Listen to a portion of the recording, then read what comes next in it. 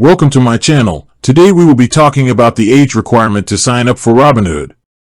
The simple, straightforward answer is that you must be 18 years or older to open an individual brokerage account with Robinhood Financial. This is a firm requirement, and when you apply, you must certify that you meet this minimum age. In addition to being 18 or older, applicants must also have a valid Social Security number, a legal U.S. residential address, and either be a U.S. citizen, U.S. permanent resident, or have a valid U.S. visa.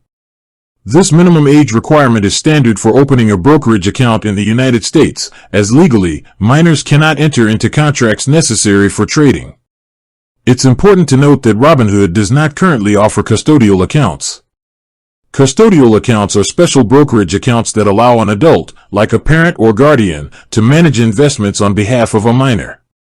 Since Robinhood doesn't offer these, a person under 18 cannot have an account on the platform, even with a parent's permission. The only way to use Robinhood is by meeting their stated age and other requirements for opening an individual account. With that being said, thank you for watching. For more finance videos, kindly check my page.